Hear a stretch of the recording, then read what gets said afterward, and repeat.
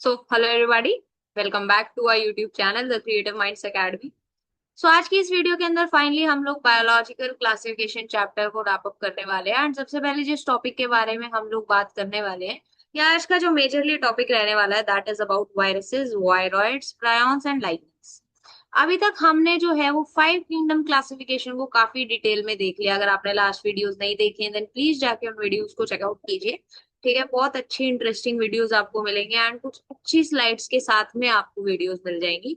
आज हम लोग एक बहुत छोटी सी वीडियो रखेंगे एंड हम लोग फाइनली ये चैप्टर को रैप अप करते हैं। ठीक है, बिना किसी देरी के वीडियो को स्टार्ट करते हैं। In the five kingdom classification of Whitaker, there is no mention of lichens and some acellular organisms like viruses, viroids and prions. यानी कि जो विटेकर साहब ने, ठीक है, आर एच विटेकर साहब ने जो 5 किंगडम क्लासिफिकेशन दिया था, ठीक है, उसमें उन्होंने यूनिसेलुलर प्रोकैरियोट्स, यूनिसेलुलर यूकैरियोट्स, ठीक है, या बाकी ऑर्गेनिजम्स की बात की, बट उसके अंदर कहीं भी लाइकन्स, वायरसेस, वायरॉइड्स या प्रायॉन्स के बारे में बात नहीं हुई। ठीक है, यानी कि इनको कहाँ रखा जाए। ठीक है, now what happened is viruses did not find a place in classification since they are not considered truly living। ठीक है, अब जो वायरसेस होते हैं ना, they are not considered truly living if we understand living as those organisms that have a cell structure. यानी कि अगर हम लोग लिविंग ऑर्गेनिजम्स उन्हीं को देख रहे हैं जिनके पास में एक सेल स्ट्रक्चर है, तो हम लोग वायरसेस को लिविंग में कंसीडर कर ही नहीं सकते। ठीक है, and they are non cellular organisms that are characterized by inert crystalline structure outside the living cell. यानी कि क्या होता है, देखो, जो वायरसेस होते हैं ना, they are non cellular organisms which are characterized by an internal crystalline structure, inert crystalline structure outside the living cell। यानी कि जब ये आउटसाइड द लिविंग सेल होते हैं, सो दे आर इनएक्टिव और इनर्ट। ठीक है, तब ये रिएक्टिव नहीं होते। Okay, at that time they are non reactive. Inside the body of a living organism they are reactive. ठीक है, तो इसलिए इन्हें क्या है, बेसिकली ट्रूली लिविंग कंसिडर नहीं किया जाता। ठीक है, once they infect the cell they take over the machinery of the host cell to replicate themselves killing the host। ठीक है, यानी कि जब ये एक सेल को इन्फेक्ट करते हैं, उस टाइम पे ये जो होस्ट सेल की मशीनरी होती है, ठीक है, वहां पर को इतना रेप्लिकेट करते हैं कि जो होस्ट होता है उसकी डेथ भी हो सकती है। ठीक है, जो होस्ट होता है उसकी डेथ भी वहां पर देखने को मिल सकती है। ठीक है, now what is the meaning of virus? Virus means venom or poisonous fluid। ठीक है, वायरस का मतलब क्या होता है, वेनोम और poisonous fluid. Dmitry Ivanovsky in 1892 he recognized certain microbes as causal organisms of mosaic disease of tobacco। ठीक है, यानी कि यहाँ पर टीएमवी की कहीं ना कहीं बात हो रही है। ठीक है, they were found to be smaller than bacteria। now this is important, अब ये कैरेक्टरिस्टिक्स है यहाँ पर। ठीक है, smaller than bacteria because they pass through the bacteria proof filters। ठीक है, बैक्टीरिया प्रूफ फिल्टर्स को पास करके जा पा रहे हैं, इसका मतलब इनका जो साइज है वो छोटा है। ठीक है, एम डब्ल्यू बिजरनिक इन 1898, अब इन्होंने क्या किया, he demonstrated that the extract of infected plants of tobacco could cause infection in healthy plants and named the new pathogen virus and called the fluid as contagium vivum fluidum। यानी कि infectious living fluid। this is very very important। okay, this is very very important। अब क्या हुआ, जो Dimitri यूनोस्की थे उन्होंने कुछ ऐसे माइक्रोब्स को आइडेंटिफाई किया जो क्या कर रहे थे, mosaic disease of tobacco cause कर रहे थे। एंड ये क्या थे, these are smaller than bacteria. कैसे पता चला, क्योंकि ये बैक्टीरिया प्रूफ फिल्टर्स में से पास कर पा रहे थे। एंड जो बिजरनिक थे इन 1898, उन्होंने ऐसे डेमोन्स्ट्रेट किया कि जो इन्फेक्टेड प्लांट्स ऑफ टोबैको थे, ठीक है, वो क्या कर रहे थे, वो हेल्दी प्लांट्स के अंदर इन्फेक्शन कॉज करने की एबिलिटी रखते थे। एंड उन्होंने उस न्यू पैथोजन को नाम क्या दिया, उसको नाम दिया वायरस। ठीक है, जो एक्सट्रैक्ट था, ठीक है, of the infected plants of tobacco, यानी कि वो जो फ्लूइड था वो हेल्दी प्लांट्स के अंदर भी इन्फेक्शन कॉज कर पा रहा था। एंड इसीलिए उस फ्लूइड का नाम उन्होंने दिया कॉन्टाजियम विवम फ्लूइडम। ठीक है, इसका मतलब होता है इन्फेक्शियस लिविंग फ्लूइड। ठीक है, W.M. Stanley in 1935 showed that viruses could be crystallized and crystals consist largely of protein. ठीक है, अब जो स्टैनली साहब थे उन्होंने 1935 में ऐसा शो किया कि जो वायरसेस हैं दे कैन बी क्रिस्टलाइज, ठीक है, एंड इनके जो क्रिस्टल होते हैं उनमें मेनली क्या प्रेजेंट होता है, प्रोटीन्स प्रेजेंट होते हैं, ठीक है, मेनली क्या प्रेजेंट होता है, प्रोटीन्स प्रेजेंट होते हैं, they are inert outside the specific host cell and they are obligate parasites, ठीक है, ये क्या होते हैं, these are obligate parasites. Now in addition to proteins viruses also contain genetic material. अब जेनेटिक मटेरियल क्या होगा, आरएनए भी हो सकता है एंड जेनेटिक मटेरियल डीएनए भी हो सकता है, ठीक है, जेनेटिक मटेरियल आरएनए भी हो सकता है एंड जेनेटिक मटेरियल डीएनए भी हो सकता है, ठीक है. अब यहाँ पर ये जो डायग्राम आपको दिखाया हुआ है this is of tobacco mosaic virus और द टीएमवी. अब नोट्स आप कहाँ से डाउनलोड करोगे, आप टेलीग्राम चैनल को ज्वाइन करेंगे एंड वहां से आप डाउनलोड करेंगे, ठीक है. This is the RNA and this is the capsid, ठीक है, these are the capsids and this is RNA, ठीक है, यानी कि ये क्या है, जेनेटिक मटेरियल है. अब viruses, these are borderline entities, inert crystalline structure outside a host and acellular non-cellular होते हैं, obligate parasites inside, ठीक है. अब क्या होता है यहाँ पर, ये RNA and this is the capsid, ठीक है, जेनेटिक मटेरियल या आरएनए होगा या डीएनए होगा, दोनों कभी प्रेजेंट नहीं होंगे, ठीक है.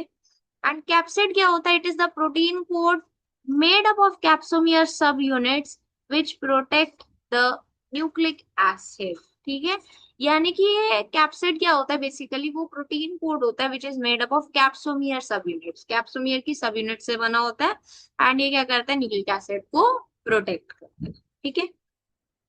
Now here are some rules of infection, इसको हम लोग बाद में देखते हैं, बैक्टीरियोफाज को भी हम लोग एक बार अभी थोड़ा सा लेट देखेंगे, टाइमलाइन है.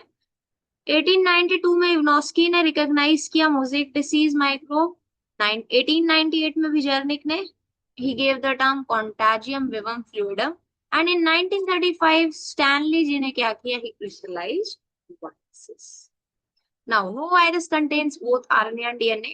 A virus is a nucleoprotein and the genetic material is infectious, ठीक है, जेनेटिक मटेरियल होता है वो क्या होता है, इन्फेक्शियस होता है. इन जनरल जेनेट, ये हम लोग एक बार हाईलाइट कर देते हैं. In general, viruses that infect plant have single-stranded RNA, and viruses that infect animals have either single-stranded or double-stranded RNA or double-stranded DNA. Now, this is something which is important. यानी कि वो viruses जो plants को effect कर रहे हैं, ठीक है, इन्फेक्ट कर रहे हैं, they are single-stranded RNA, और जो animals को इफेक्ट करते हैं, ठीक है, they are either single-stranded or double-stranded RNA or double-stranded DNA, ठीक है, ये बहुत इंपॉर्टेंट है आपके लिए, ठीक है. देखो यहाँ पे लिखा भी हुआ है, rules of infection, plant viruses को कौन इन्फेक्ट करे, single stranded RNA viruses, and animal viruses are single और डबल स्ट्रैंडेड आरएनए और double stranded DNA, and bacteriophages क्या होते हैं, these are the double stranded DNA, ठीक है, bacteriophages are double stranded DNA. Bacterial viruses और bacteriophage, ठीक है, अब देखो बैक्टीरियोफाज इनका नाम किस लिए होता है, बिकॉज ये वो वायरसेस होते हैं जो बैक्टीरिया को इन्फेक्ट करते हैं, ठीक है, ये वो वायरसेस होते हैं जो किसको इफेक्ट करते हैं, बैक्टीरिया को इन्फेक्ट करते हैं, ठीक है, इनको बैक्टीरियल वायरसेस भी बोला जाता है. Usually they are double stranded DNA viruses.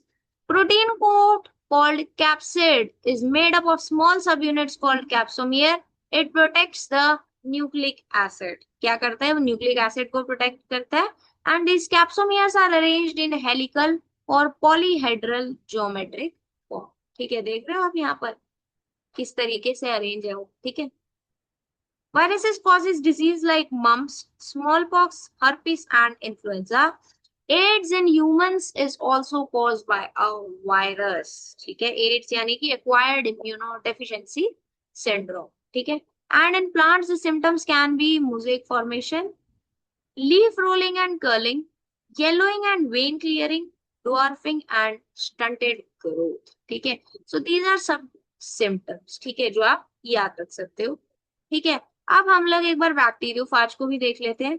ये होता है head portion, this is the collar, this is the sheath and these are the tail fibres. ठीक है, these are the tail fibres. ठीक है, यही आपको यहाँ पर देखने को मिल रहा है। अब जितनी बातें यहाँ पर इतनी सारे स्लाइड्स में लिखी हुई हैं, यहाँ पर एक ही स्लाइड के अंदर सब रैप हो गया। ठीक है, so that's why these notes are very.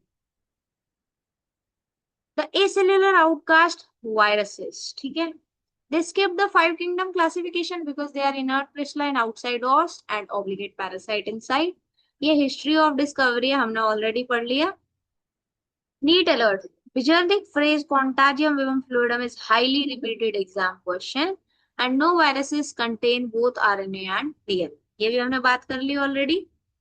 TMV की बात कर ली, बैक्टीरियोफाज की बात कर ली, एंड न्यूक्लियोप्रोटीन इनका स्ट्रक्चर होता है। ठीक है, यानी कि क्या होता है बेसिकली, प्रोटीन कोड जो होता है यानी कि capsid, it is made up of capsomere, and ये क्या करता है, जेनेटिक मटेरियल को प्रोटेक्ट करता है। एंड जेनेटिक मटेरियल या आरएनए होता है या फिर डीएनए होता है, दोनों कभी भी प्रेजेंट नहीं। ठीक है, now we are going to talk about viroids. ठीक है, अब हम लोग बात कर लेते हैं वायरॉइड्स के बारे में। इन 1971 टीओ डीनर, अब ये जो साइंटिस्ट हैं, ईयर्स है और इनकी डिस्कवरीज हैं, ये आपके लिए बहुत इंपॉर्टेंट है। दे discovered a new infectious agent that was smaller than the viruses. अब बताओ किसने सोचा था कि वायरस से छोटा भी कुछ होगा, बट तभी आते हैं वायरॉइड्स। ठीक है, and they cause potato spindle tuber disease, very very important. ठीक है, potato spindle tuber disease is caused by a viroid. ठीक है, वायरॉइड्स क्या होते हैं, these are smaller than viruses.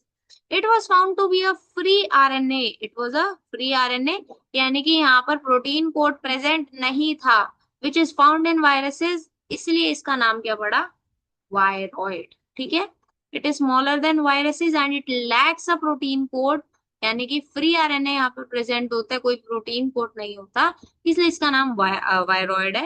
And इनका जो आरएनए होता है, it is of low molecular weight. ठीक है, RNA is of low molecular weight. ठीक है,